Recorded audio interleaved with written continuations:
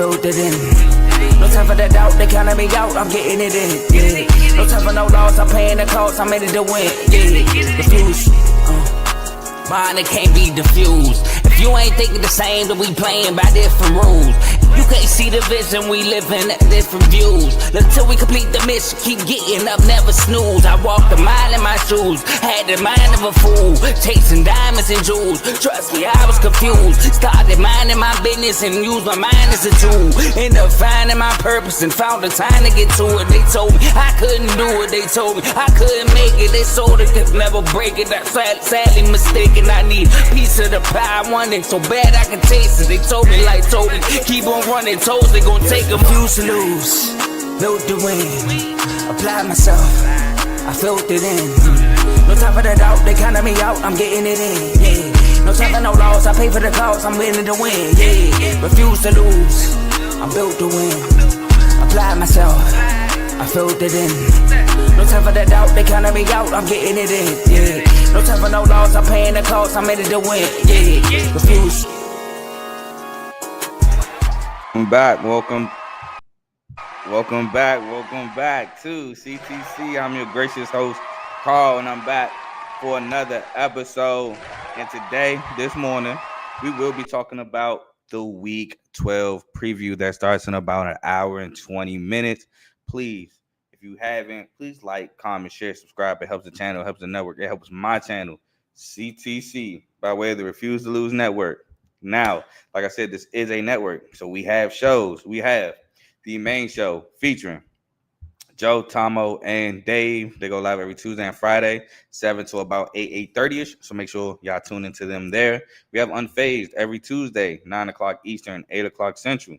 Make sure y'all tune into them there. We have BWT, Baseball with Teddy. We got Baseball with Teddy. They just announced some awards. Shout out the GOAT, MVP, 4 out of 5 seasons. Aaron Judge gets his third AL MVP. So shout out Aaron Judge for that. And my boy Schoolball takes home the AL Cy Young Award. Wasn't no doubt. And then Skeens, I believe, takes home the NL Award. So shout out to those guys. We got fantasy football with Coach Coombs. Week 11 started Thursday. Not too many fantasy points outside a couple guys like Diggs, Trayvon. Drake got a couple, but Matt Collins might have got you a couple depending on what league you playing. But make sure y'all tune in to Coach for his fantasy football advice. We got Dave's Doghouse, highlights and lowlights of sport. We got RBO, Real Ballers Only, featuring Vaughn, NBA show. We got In the Red Corner featuring Ty, Ricky, and Tomo, boxing show. They go live every other Sunday, or they normally go live every other Sunday around 7 o'clock. So make sure y'all tune in to that as well. Now, one more thing I want to discuss before we get into the poll talk from the College Football Committee. As you can see, Maction, we're a long way from the undefeated week of Maction we had last week.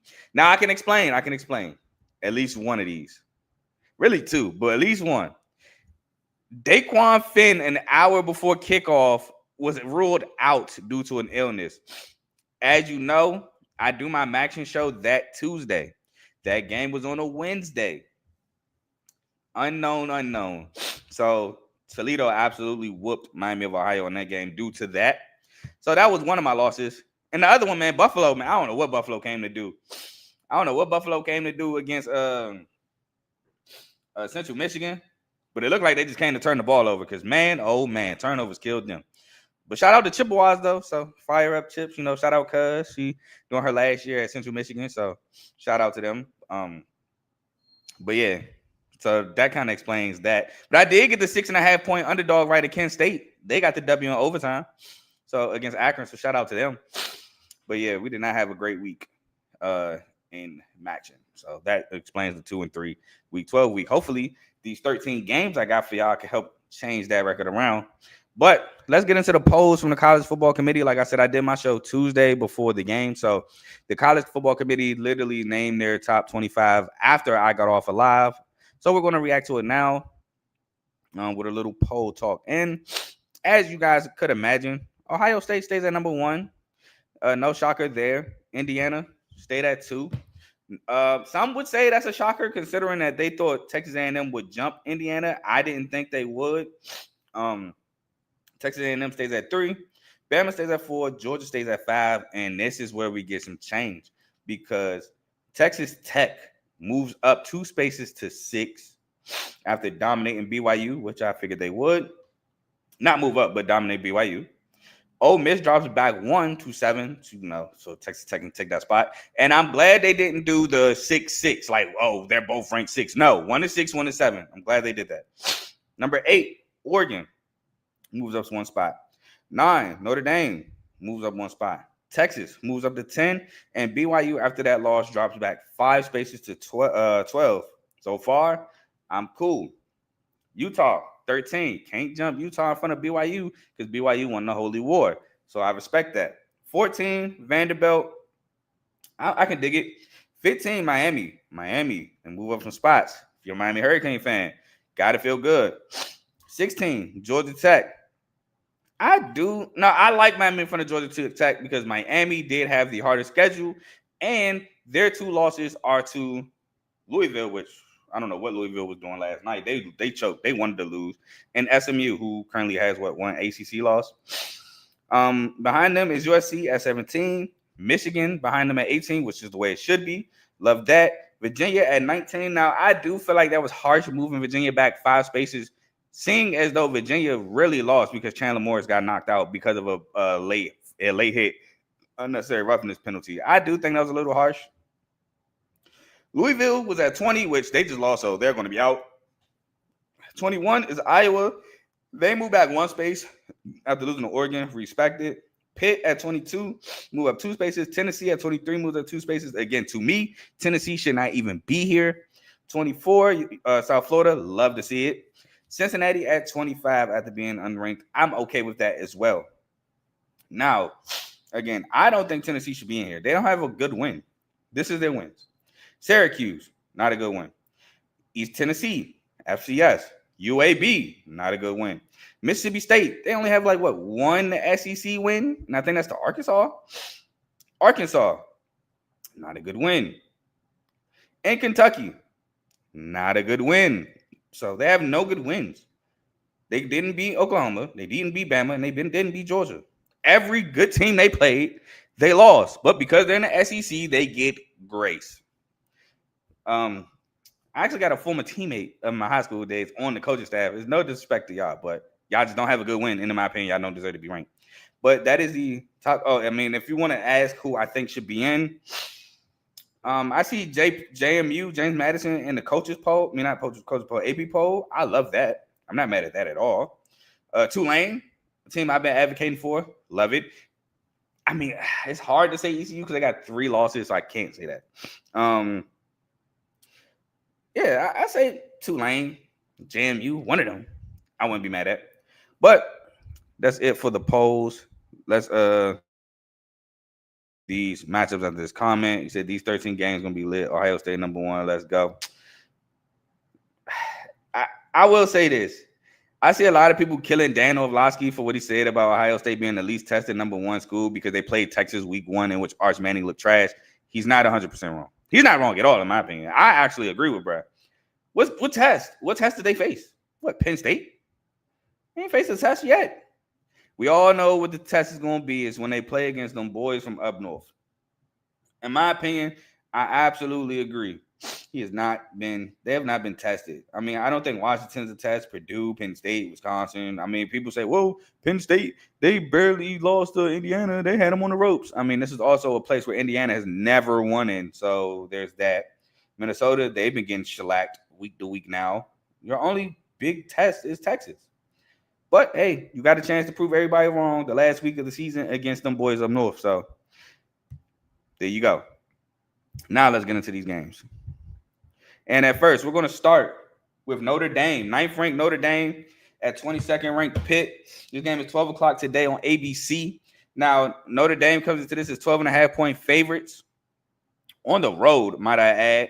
For Notre Dame, you already know they got to run Jeremiah Love. You already know that's going to be the main thing for Notre Dame to get established. You got to pressure Mason Heightshaw He came in, stepped in for Eli Holstein. And Pitt's been on a 5-game winning streak. So, hey, the decision that Pat Narduzzi made looks like a good one so far, but this is a big test. You got to get Jordan Faison on the ball, in my opinion. You want to force third and longs for the Pitt offense with your defense that you do have. It'll be a long day if they're consistently facing third and longs.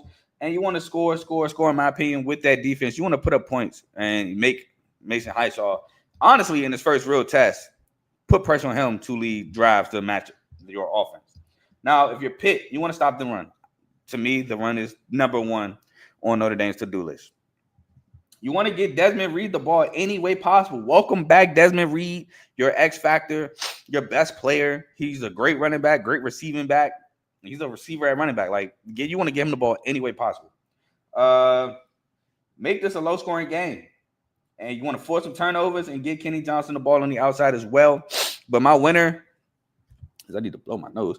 My winner, I don't think I got nothing happening over here. I'm going with Notre Dame. To me, Pitt hasn't been tested all year in terms of a team like Notre Dame. Their best test to me was NC State. And I'm not going to say that's not a test because NC State has some good wins. But they're not a Notre Dame. And I do think Notre Dame with this defense and their ability to run the ball is going to be overwhelming. And I will say when they were tested against a Louisville team and they had a 17-point lead, they lost. So give me Notre Dame in this one to win this game. I do think that Jeremiah Love has another extraordinary day. He says we're going in there and turning into Jon Snow, King of the North. Okay. I mean, if any team beat Michigan, good with me. So shout out to y'all. Next, speaking of, thank God. Michigan plays at Northwestern, but not at Northwestern. They play at Wrigley Field. Northwestern is just the home team, but this is a technically neutral site game because it's not at the university. It's at Wrigley Field. Michigan comes into this one as 10.5-point favorites. The line has dropped. At one point, it was at the start, it was at 14.5 and moved all the way down to 10.5. But Northwestern coming into this game after a bad loss at USC. Second half, it went downhill. This game is 12 o'clock on Fox. As I blow my nose. Real quick, because it was running. Sorry about that. Should have muted my mic. But it's a human thing. Michigan. Got to pressure Preston Stone. Got to put some pressure on that boy. I think most quarterbacks are great when the pocket's clean. But, some of them are only great when the pocket is clean. And I don't want to say Preston Stone is only great when the pocket is clean. But it's a drastic drop-off. So, want to put pressure on Preston Stone. Have to pass efficiently. I keep saying this. Michigan needs to find a passing game, especially against good defenses like a Northwestern, like a Nebraska, like Ohio State. I'm trying to think of Big Ten defense, like an Indiana. When you go against those type of defenses in Iowa, you got to find a passing game. And I think they're going to have to find one today. Established Jordan Marshall, who's in the place of injured Justice Haynes. He's out. Contain Caleb Kumalafe, who's been having a good year ever since he stepped in for the injured Cam Porter. He's been having a great year. So got to contain him and make Northwestern catch up to you. So what I mean by that is you have to put the pressure on Northwestern to score. That's what I mean by that. Now, for Northwestern, establish Cam Kumalafe. I think that's probably going to be number one on the to-do list. You do have great receivers on the outside. Speaking of one of them, you have to get the ball to Griffin Wildy, one of those great receivers on the outside. Get Michigan offense behind the chains. Like I said, man, they're not great. The greatest at passing the football. So when you put them in passing situations, it allows your defense to eat. Win the turnover battle and contain Bryce Underwood's legs. My winner in this one, I hate to do it, but I am taking Michigan. So no bias on the show. I just think that Michigan defense has been the backbone of this team. I think also the backbone of this team is their ability to run the football.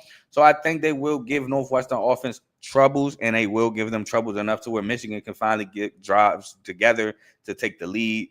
I do see this being a really good game, though. I don't see this a blowout in any way, shape, or form. I took it up to Northwestern at 14.5, like the original line was, just so I could have that cushion of 2 touchdowns. But I do like Michigan in this matchup. I think they're the better defense, the better run game, and they'll find a way to win this game in Wrigley Field.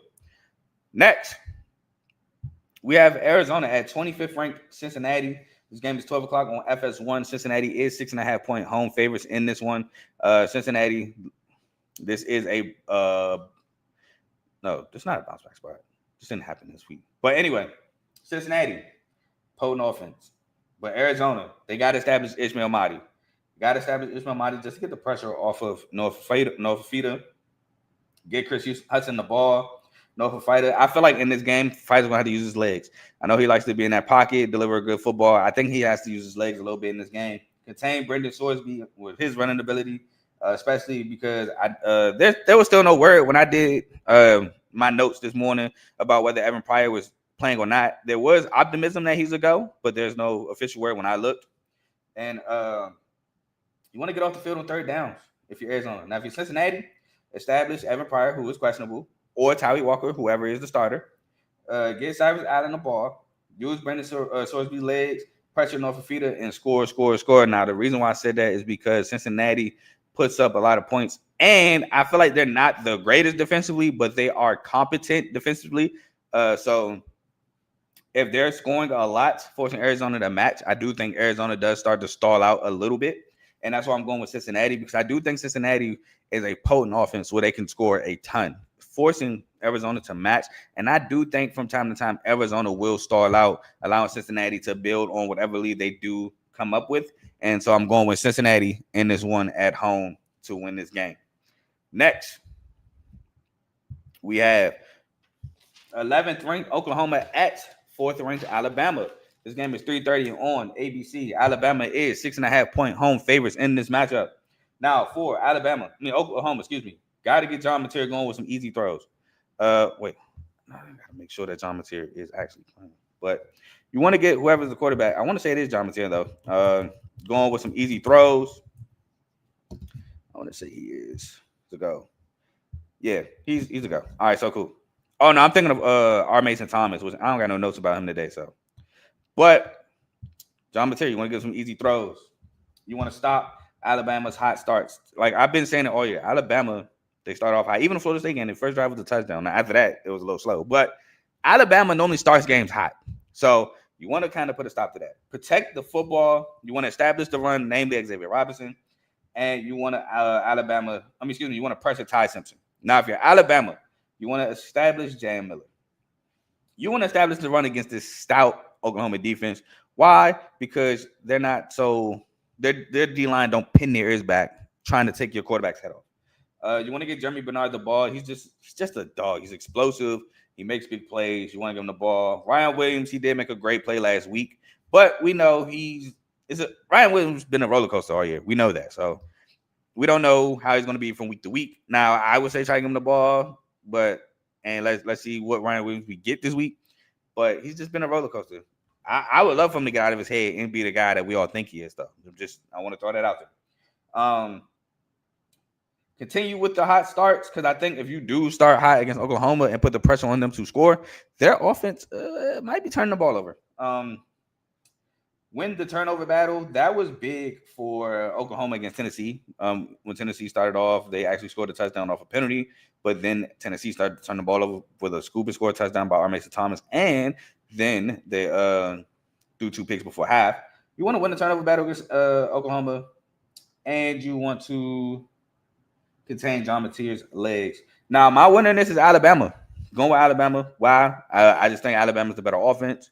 Now, I do possibly give the slight edge to Oklahoma's defense, but Oklahoma away from Norman, to me, is not like Oklahoma at Norman, and this game is on the road. I do trust Alabama will score points against this defense, and Alabama, I think, will be good against the run. They haven't been, they're not throughout the year, they haven't been the greatest against the run, but I feel like they have gotten a little better against it, and I think they do a good job against Oklahoma today, and I ultimately think they get the job done, and they win in Tuscaloosa today. Next, we have 19th ranked Virginia at Duke. Duke comes into this one as 3.5-point home favorites. This game is 3:30 on ESPN2. Now, Virginia is Chandler Moore's a go. He was upgraded to, I think, probable, coming off the concussion protocols. There is no word yet whether he's fully a go, at least from last time I checked. If he is a go, that is huge because in my opinion, they beat Wake Forest if Chandler Morris doesn't get knocked out the game. You want to establish Jamari Taylor, the running back, contain Darian Miss's legs, get Cam Ross the ball in open space, and Trell Harris the ball, and force turnovers if you UVA, because that's huge. I mean, last week against Wake Forest, they were the ones turning the ball over. But this week, you want to force turnovers, especially because, like I said, man, when Duke loses games, it's normally in part to turnovers. Duke, prepare as if Chandler Morris is playing. Just because he brings the added dimension of running the football, he's way more accurate, and the offense looks a lot better with Chandler Morris on the field. So if you prepare for him in the backup plays, I think you'll be over-prepared defensively. Establish Nate Shepard, get Cooper Bearcat the ball, protect the football. Like I said, when they lose, it's normally because they turn the rock over, and stop Virginia's run, i.e. Jamari Taylor, if Chandler Morris isn't playing. But my winner, I'm going to say Chandler Morris plays, and I'm going to say Virginia wins the ball game because this team looks different with Chandler Morris playing. They're super explosive offensively. They're tough to stop. Defensively, Virginia is a really good school. They're really good defensively. And I feel like they got their playing with fire game out the way. I know for the past couple of weeks, Virginia's been playing with fire. Washington State, they were playing with fire. North Carolina, they were playing with fire. They got that game out the way, losing to the Wake Forest. So I think they got burned by the fire last week, i.e. I know Morris was out. Still, I think they got that game out of the way. I think the defense of Virginia does a pretty good job. I think Jamari Taylor has an amazing day, fix my vernacular, has an amazing day on the ground. And I just think Virginia gets this job done on the road to where they all but lock up a spot in the ACC championship game. Because right now, they only have one loss in ACC play, and that was last week to Wake Forest. Now, you might be saying, Carl, they lost to NC State early in the year. That was not an ACC game. I know. I discussed it early in the preseason. If you knew or didn't know, it's weird. I know. But they scheduled a home-to-home. So I think it was like before the new ACC layout. So it's not an ACC game. It's a regular game. So, yeah. Next, we got NC State looking to upset another ranked opponent. This time they're looking at 15th ranked Miami Hurricanes. This game is 3:30 on ESPN. Miami comes into this as 14.5-point home favorites in this matchup. Now, for NC State, obviously, you want to run CJ Bailey, your dynamic quarterback who had a day against the Georgia Tech Yellow Jackets. You want to score. Why? Because the issue for NC State is their defense. So I feel like Miami is going to score almost every time they touch the rock. So offensively, you got to put up points to match that. Establish Hollywood Smothers, who is questionable today to return. Pressure Carson Beck. Make him turn that ball over. And if Justin Jolly, who is also questionable, is not a go, who is going to step up for this NC State Wolfpack receiving corps? Is it Noah Rogers? Who knows? Next, Miami. Carson Beck got to protect the football. And their two losses. Carson Beck had 4 interceptions and 2 interceptions. In the 2 interception game, hold on, timeout. Shout out Germany. Oh, hold on. Shout out. Let's get that on the screen. Did not say that first. Anyway, Miami. Like I said, when Carson Beck, he had the 2 turnovers. One of them, not really his fault, but the second one was in the red zone in overtime, cost them to lose. So yeah, got to protect the ball. Get Malachi Tony and CJ Daniels the ball, which CJ Daniels is questionable to return today. Contain CJ Bailey's legs, which is huge for him both in the run and the pass. Get off the field on third downs, and who will step up in Mark Fletcher's absence, who is out today. But my winner, going with the U. I'm going with the Hurricanes, man. That defense at NC State scares me. It scares me a ton. So I'm going with the U here. I think they score the ball almost every time they touch the rock. Now I know Miami got some injuries on the defensive back position with not Keelan Murray, that's the receiver. Keontae Scott. I think he's supposed to be out today, but I do trust that this Miami front seven dominates the NC State front seven. I do think Miami gets stops necessary to win this game. It's just Carson Beck has to protect the football, and I think they'll be fine. So I am going with Miami because I just trust Miami's defense over NC State's defense. So next, we got Iowa, 21st ranked Iowa at 17th ranked USC, 3:30 on Big Ten Network. This should be a really good game. Iowa's coming into this one after a tough loss to Oregon. USC is coming into this one after a great win against Northwestern. And it was at home, so USC gets back-to-back home games, which, I mean, Iowa had back-to-back home games, so something had to give. This is USC's second one, so I like that there. So, Iowa, stay ahead of the change. You got to stay ahead of the change because they love to run the football. Establish Kamari Moulton because Iowa loves to run the football. Mark Gronowski is going to have to be accurate. They got to complete passes. This has been Iowa's kryptonite for years. If they just had a quarterback that can really throw the ball, they could be a top school. If he can really throw the ball today, he can really put some pressure on USC. Pressure Jaden Mayava and stop the run of King Miller and the boys in that backfield for USC. Now, for USC, establish King Miller. Got to establish him, got to run the ball. You got to find a way to run the ball. Give Malachi Lemon and Jacoby Lane the ball. I'm also throw Lake McCree in there, tight end as well. You want to get him the ball as well. Next, get Iowa offense behind the chains. Contain Mark Gronowski's legs.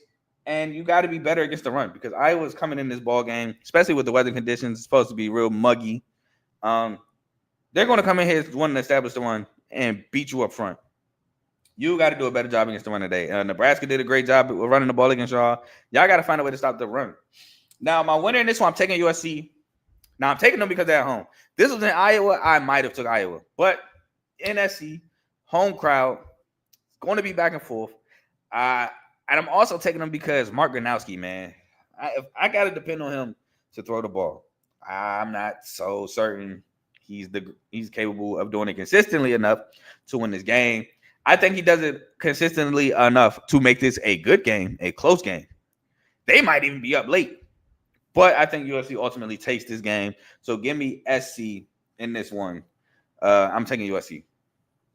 Next, we got a big American Athletic Conference game.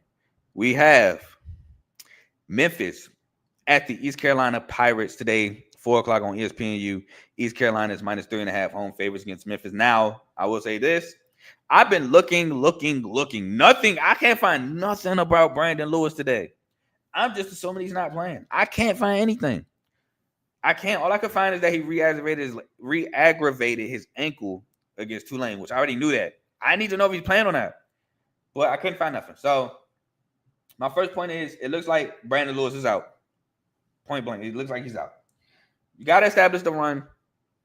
Sutton Smith, somebody got to establish that run. You got to stop the run of East Carolina. So London Montgomery, you got to stop him. Pressure Caden Hauser and get off the field on third down. So I do feel like that's an issue for Memphis getting off the field on third down, especially in the first half. Second half, they turned a whole new leaf. For ECU, establish London Montgomery. Get the ball to Anthony Smith. Pressure the quarterback. I put in parentheses Arrington Maiden because, again, it just seems like Brandon Lewis is not going. Stop the run and score. Because I feel like if ECU putting up a ton of points with the defense that they have and the backup plan for Memphis, I think it might be a wrap. So I'm going with ECU. Why? I don't trust the backup. I seen the backup last week. Did not look great. Now, granted, he got thrusted in the fire against Tulane. So I kind of want to give him partial grace for that. But I also seen ECU defense. ECU's defense is really, to me, it's underrated. I think it's really good. I've been watching Caden Hauser, shout out MSU, the Michigan State transfer, since last year. He's found his bearings at ECU. He's been doing a great job at ECU. And I love London Montgomery, and they can pound the rock. I think they're a good team in the American Athletic Conference. They pound the rock really well. And I think ultimately they can bully Memphis's front seven. And I think ECU gets the job done at home. And they put themselves in great position to possibly play for an American Athletic Championship.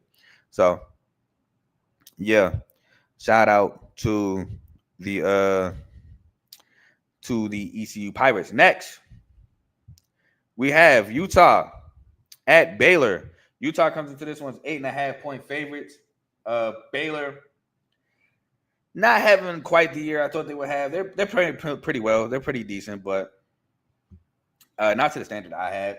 This game is 7 o'clock on ESPN2. And if I didn't say Utah's 13th ranked overall, Utah comes to this one's 8.5-point road favorites, which is a decent little number being on the road. So for the Utah Utes, you want to pressure Sawyer Robertson. He's another one of those guys. He looks drastically different under pressure than with a clean pocket. Stop Bryson Washington. You want to put a halt to that. You want to run Devin Dampier, get Ryan Davis the ball, and Smith Snowden, who plays both sides of the ball, and establish Wayshawn Parker, the running back, transferred from Washington State.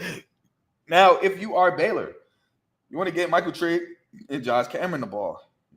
Michael Trigg, man, let's talk about him real quick. Michael Trigg is looking like the best tight end in the draft. He is going. He's going bonkers. He's going ridiculous. Him.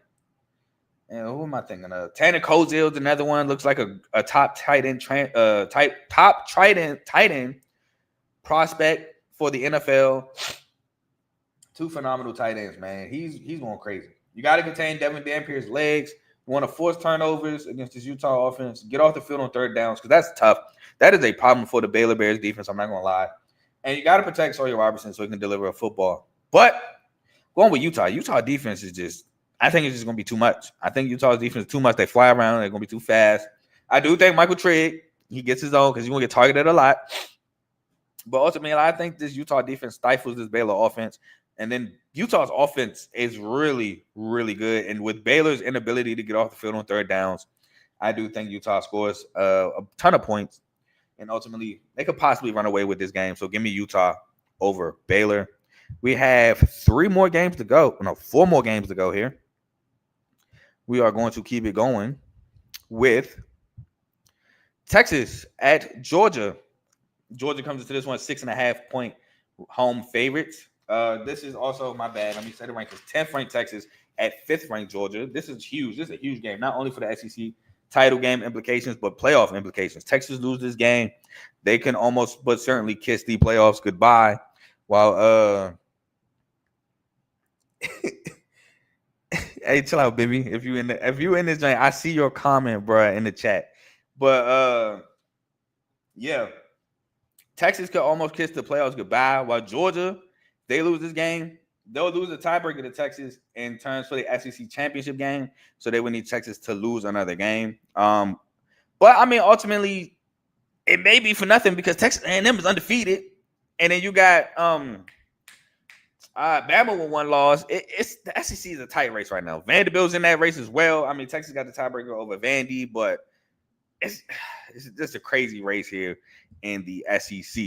But for Texas, get Arch Manning some easy rhythm throws. 2 weeks ago against Vanderbilt, he got that 75-yard touchdown pass to Ryan Wingo. So look, if you could get something like that to start the day, that'd be huge for Arch Manning. Establish Travion Wisener in the running game for the Texas Longhorns. Get Ryan Wingo the ball. You want to stop the run of the Georgia Bulldogs. That's Nate Frazier and Chauncey Bowens, Josh McCray on short down situations. And you want to pressure Gunnar Stockton, to my opinion, who I still kind of don't have an opinion on Gunnar Stockton. Like, I don't know whether I like him or I don't. I kind of lean to the fact that I'm not really the biggest fan of Gunnar Stockton, but I'm still kind of in, I don't want to say purgatory, but I'm on the fence still. Georgia, forced 3rd and longs. I do think that'd be tough for Arch Manning to complete, especially if you remember the games against Georgia. That Georgia D-line, for some reason, just dominates the Texas O-line. Now, granted, it's different players there, but still, you just got to keep that in mind. Contain Arch Manning's legs. Establish Nate Frazier and Chauncey Bowens. Force turnovers, because that's huge. And get Zachariah Branch the ball in open space. And I think London Humphreys is going to be big in this match for Georgia. So, with that being said, I'm going to take Georgia in this matchup. I do think that Georgia, yet again, beats Texas. I do think Georgia can dominate on the ground. The type of backs they have against the Texas defense, which this defense is stout. Do not get me wrong. This Texas defense is tremendously stout. But Georgia's battle-tested. Georgia's been in games where they've been down big, come back and win. Georgia's been in games where it looks like they can't get nothing done. Come out, and now they're moving the rock. So, and let's not ultimately forget that Kirby Smart got the refs in his back pocket with the infamous I was calling timeout play. I'm joking, but that I was calling timeout play is ridiculous. But I do think Georgia is super battle tested and it's at home in Athens. I think that home crowd is going to be rocking. Night game, the fireworks, the environment. Might be a little bit too much for Arch Manning and the boys, so I'm going to take Georgia in this one. Now, shout out my boy Vaughn in the comment section. He did put the fire emojis. Shout out my dog there. But we're going to move on to Kennesaw State minus 3.5 at Jack State. Y'all know I'm coming at y'all with some group of 5 play, man. Who would I be if I don't got y'all some group of 5 play when we got 2 undefeated in conference teams in the Conference USA battling out to see who's the number 1 seed? We got Kennesaw State, who is surprisingly undefeated, in my opinion, in Conference USA, and Jack State, who's the reigning Conference USA champs. Yes, they won the championship game. I know Western Kentucky won the conference regular season. That don't matter. The conference championship goes to my opinion, the championship game winner, and that was Jack State, which I'm surprised I didn't buy a Jack State conference championship game shirt. I might buy one. Anyway, I think this is going to be a really good game for Kennesaw State. Gabriel Benyard is out. Someone has to step up in his place. He is the big-time receiver for Kennesaw State. He makes all the big plays. Somebody has to step up in his absence. Contain Caden Creel's legs. That's going to be huge because they love to run the ball at Jack State. Just because Rich Rod has left, nothing has changed. Charles Kelly, he was there with him. He runs the same style of offense. Get Jack State offense behind the chains. It's always going to be key for any team playing Jack State. Stop Cam Cook, the transfer of TCU, is having a phenomenal year in Conference USA, looking like the best back in Conference USA. And Amari Odom has to be more efficient passing the football. Last week, 14-30, under 50% is unacceptable. Got to be better against this Jack State defense. Now, for Jack State, stay ahead of schedule. You got to stay ahead of schedule. Establish Cam Cook. Get off the field on third downs. That is big for Jack State defense, excuse me. They got to get off the field, man. I've watched plenty of games where they cannot get off the field. They still win, but they do have trouble getting off the field on third downs. Have to establish a passing game. And you got to force some turnovers against the Kennesaw State offense. But my winner, going Jack State, and the technical upset being 3.5-point home dogs. I'm going with them because I think they just do a great job establishing the run. I don't think that changed. Being at home at night again, I think they do a great job on the run. I think Kennesaw State, missing Gabriel Benyard is huge for them. Like I said, he's their big play receiver. He makes all the big plays. He makes whenever they need a play. You can go to him, and it's fine. Him not being there, it's going to be huge. And Amari Odom, man, passing the football, I don't know what I don't know what to expect from him. So I'm going to take Jack State on this one to take over the number 1 seed in the Conference USA standings. Shout out my boy Teddy. Just went over USC a couple games ago. Once the live is over, you can go back and listen. But he got a big game, man, coming up. No big USC fan.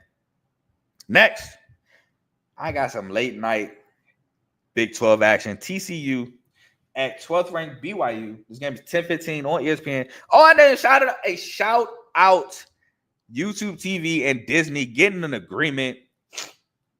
Disney channels are back on YouTube TV. So before y'all be like Disney channels, oh no, ESPN is back. ESPN2, ESPNU, ABC. Am I missing anything? I think ESPN News, forget it. All that is back. So I can get back to watching games on Multiview on Saturdays. Oh, it was terrible the last couple Saturdays without it. Gosh, man, it was. But, I meant to take this comment off the screen, my bad. But we are back. We are back. You are right. All is right in the world. Now, let's talk about TCU, BYU. BYU comes into this one as 3.5-point home favorites. Now, TCU, you got to protect Josh Hoover against this BYU defense. Let him sit back there and pick BYU apart if you can. You got to establish Jeremy Payne, who's going to be in for the injured Kavarian Barnes, who looks like he is out from last I checked. Get Eric McAllister and Joseph Manjack the ball. Contain Bear Bachmeyer, who is, man, he is tough to stop. He get a head full of steam. He rode at 47. He looks like a linebacker running that rock. And you got to get BYU behind the chains, even though I do think Bear Bachmeyer has the prowess to throwing the football and converting on third downs. That's not what BYU wants to do consistently. Now for BYU, LJ Martin is back, and you have to establish LJ Martin. Pressure Josh Hoover. Force turnovers, which BYU does quite well. Run Bear Bachmeyer and give Parker Kingston and Chase Roberts the ball. 2 athletes, man. Chase Roberts, I always praise him on my show. Chase Roberts is a receiver who makes every type of catch you need, and Parker Kingston is just a burner. You want to get him the ball in open space and let him make plays. And my winner, I'm going BYU. And I was actually surprised that the line was so short, being that BYU is at home. But I'm taking BYU, man. I'm taking BYU to win this game. This defense, I think this defense can stifle Josh Hoover. Kavarian Barnes being out is such a huge loss for TCU. I think it is a very big loss, more than what Vegas is taking account for. But hey, who am I? And I just think this BYU offense gets rolling again. And I think this is a great bounce back spot at home after the Texas Tech beatdown. So give me BYU to win this one. And before I do this last game, shout out my boy David Burns, avid listener to the show. He said, watching from Cedar Hill, Texas. He asked me, what did I miss? Man, you missed 12 games of action, man. 12 games of action. I did cover the Michigan Northwestern game super early in the pod. You have to go back to that. So make sure you listen to that. Not going to lie, I do have Michigan beating y'all. I'm sorry. But I do think y'all make this a really good game. And I respect Northwestern, man. Y'all had a great season, in my opinion. Y'all are having a great season, in my opinion. But it's 12 other games. I am on the last game today that I'm going over. And that's another group of 5 matchup. We got Boise State, who needs this win badly. Oh, I didn't put this on the ticker. Hold on. Boise State needs this win badly. After losing 2 straight. They lost to Fresno State. I forgot who else they lost to. They lost to somebody else. Or maybe that was the Fresno State game I'm just thinking about, and it was just that bad. I didn't expect them to lose to Fresno State at all. And we got San Diego State coming off of a bad loss to Hawaii, man. Like I said, that game, let me know. This year, at least, I'm not betting against Hawaii in Hawaii. They are just unbeatable. They're like, I don't know if y'all remember like Madden 08 when you used to do the creative team mode, or you had to go against like the Madden teams, and they had like the frozen team where they can go invisible, or you had the team full of dummies who was like all 99s, and then they had like the Madden team that got like the 5th downs, and they were like cheating and stuff like that. You play in the space below the earth, catch my drift. But yeah, it just seemed like Hawaii is that, like, they just untouchable in Hawaii. But yeah, this is a big game in Mountain West play. The loser of this is basically all but eliminated from Mountain West contention. So yeah, like I said, it's a huge game. Now, wait, hold on. I got Boise State pulled up right here. Not Mountain West. Yeah, Mountain West. Why am I tripping? Because I hit Mountain West and it's showing standings for the American. I don't know why I did that. And I was showing the map. My God. Here we go. Boise State in conference is 4-1. Yeah, so they lost to Fresno State. San Diego State conference 4-1. They are tied atop the conference. So literally the winner of this is the leader in the Mountain West. So huge game. Boise State got to establish the run. Why? Maddox Madsen is out. There's no Maddox Madsen at quarterback. Got to establish the run to help your backup quarterback. Max Cutforth. Got to help him out. Stop the run. San Diego State, they got to run it back on their own. Their lucky son who loves to run the ball is really dominant. Got to score touchdowns, not field goals. It's going to be tough against the San Diego State defense, especially after what Hawaii did to them. I know they don't get back. So you got to put up touchdowns, not field goals. Force turnovers and get Chris Marshall and Latrell Capers the ball to help out your backup quarterback and Max Cutforth. Now, if you're San Diego State, establish Lucky Sutton. Establish the run, basically. San Diego State got to get Jordan Napier the ball, one of the best receivers in the Mountain West. Pressure Max Cutforth, the backup. Let's see what he's made of. Win the turnover battle and stop the run. Now, my winner, I'm going with San Diego State. Why? Huge bounce back spot after that tough beating they took against Hawaii. That defense is definitely looking to bounce back and turn the ball over. And unfortunately, Boise State starter is out. So think there might be a bad day at the office passing the ball with the San Diego State defense, who has been phenomenal all year except that one game. So I am going to take San Diego State in this matchup. That is it. That is all I have for y'all today. The games kick off in about 40 minutes. We do got a lot of college basketball on today, so make sure y'all tune into that. We had a couple good games last night. I ain't gonna lie, I was hate watching Michigan last night, but they got the job done against TCU. Oh, I was hoping TCU was able to pull that off, but they got it done. Arizona got it done against UCLA last night. Gonzaga, man, looking unstoppable early. Got another double-digit win this time against Arizona State. So another good win for Gonzaga. So great college basketball going on so far. You said from what I heard, it's going to be a beautiful day in Boise State. It should be no problem. Ugh. Yeah, man. with Maddox Madsen, I still would take San Diego State, but I say they'll be able to put up a better fight. But no Maddox Madsen, and I'm already not the biggest fan of Maddox Madsen, but with no Maddox Madsen, I think that San Diego State defense is going to be very dominant. And he said, yes, I like Arizona State a lot. They look good.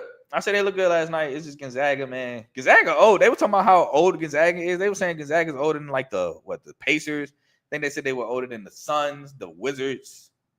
So yeah, Gonzaga is just an old team, man. But that's all I got for y'all today. Y'all enjoy the rest of y'all Saturday morning. I don't know when I'll be back with y'all because tomorrow I'm hitting the road. We got another 9:30 NFL game. Don't know if I'll be on here for that. I mean, if the game is trash, I'll probably get it out the way. I mean, it is Commanders Dolphins. That game could stink. Then Monday is my birthday, so definitely not going to lie. Well, I might still get y'all a show Monday, whatever. So we'll see when I return. But y'all enjoy these college football Saturdays. I'm gone. Peace.